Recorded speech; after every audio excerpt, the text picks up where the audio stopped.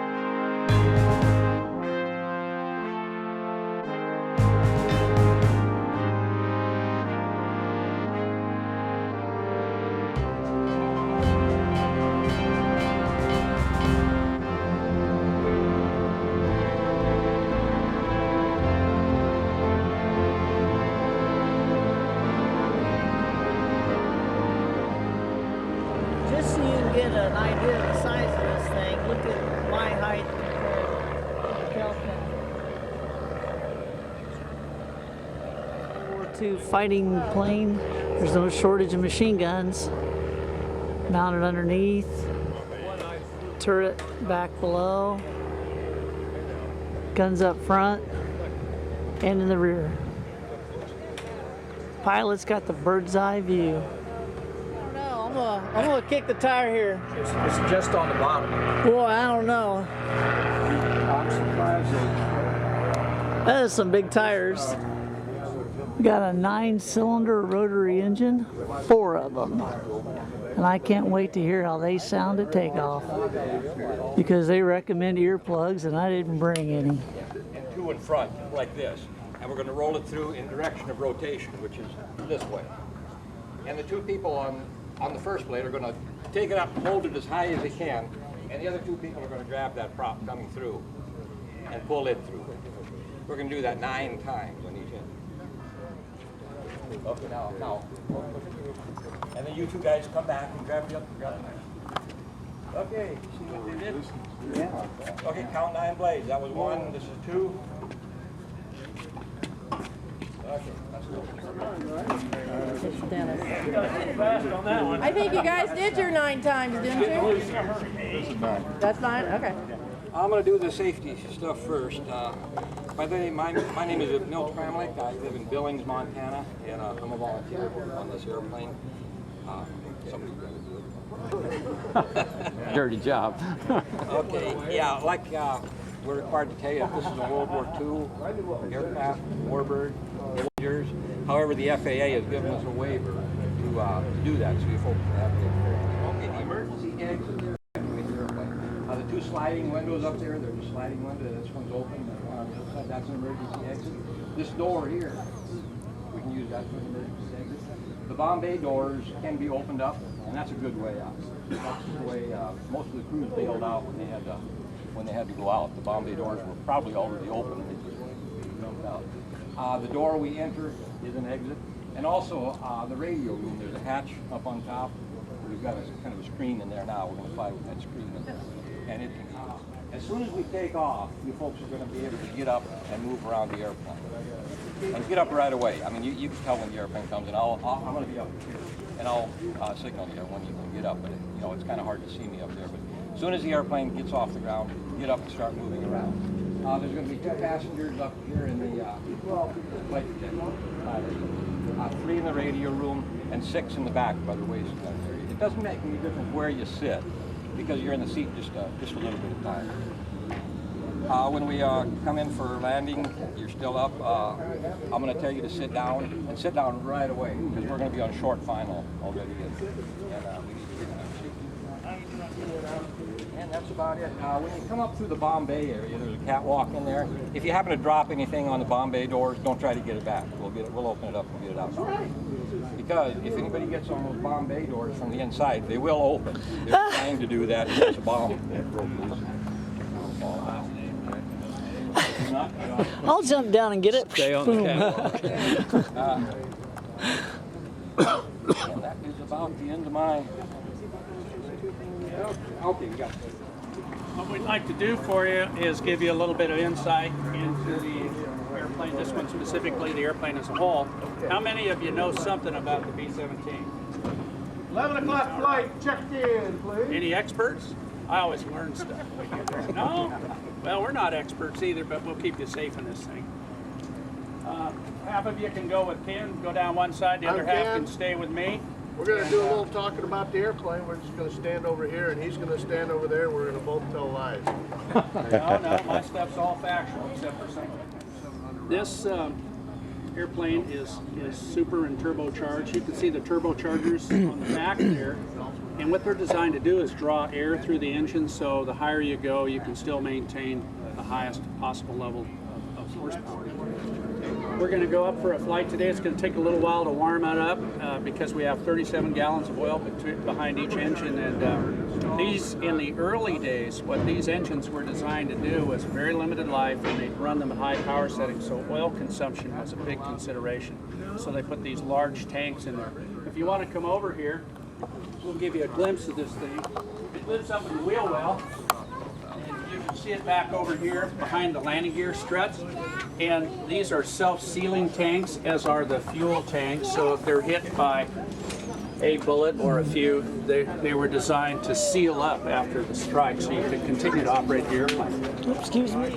You see the ball turret under there? The concept is a lot of guys about your size would fit in the ball turret. I actually got in there, closed the door, and operated it myself, and I'm 6'4", so when I used to see guys come around and they were taller and say, well, it's a ball turret gunner, I'd go, wow, yeah, but it's true. I've been in there.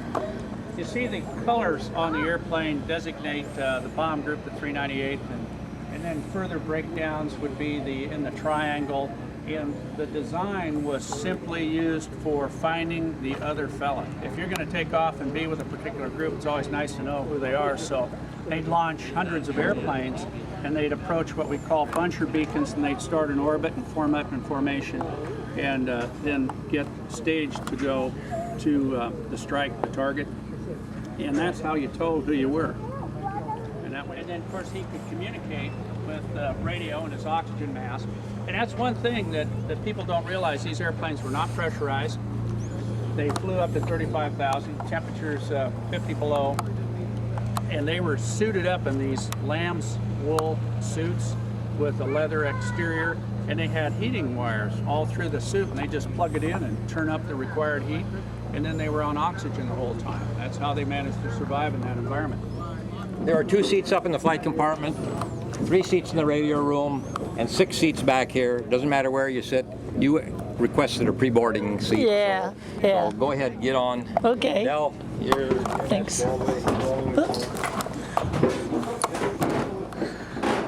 Oh my gosh.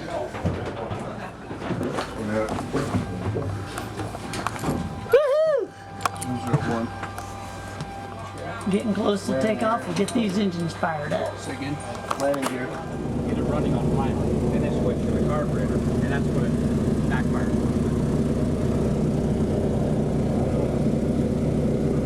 Fired up number 2.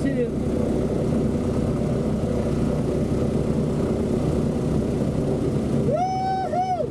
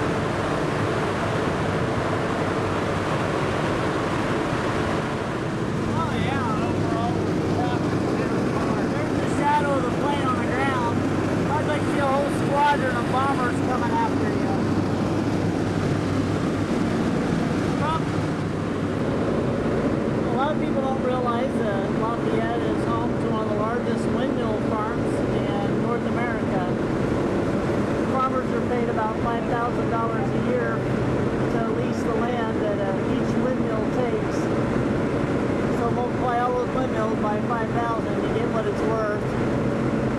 They generate a lot of electricity.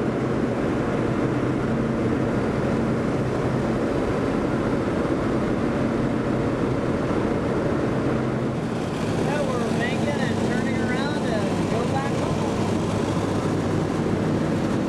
Couldn't have asked for a better day, not a breath of wind and the sunshine. Got our phone home.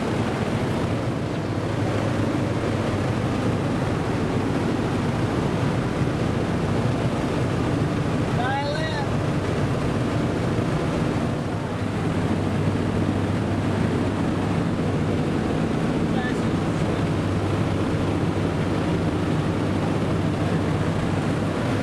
Pretty basic technology, but it works.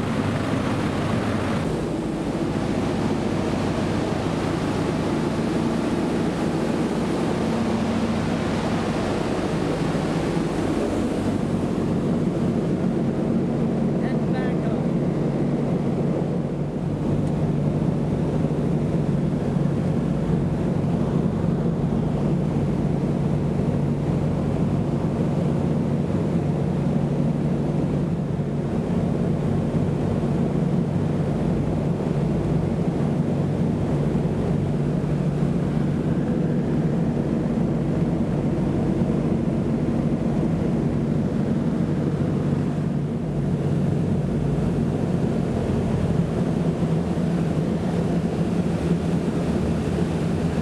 Wow, now that is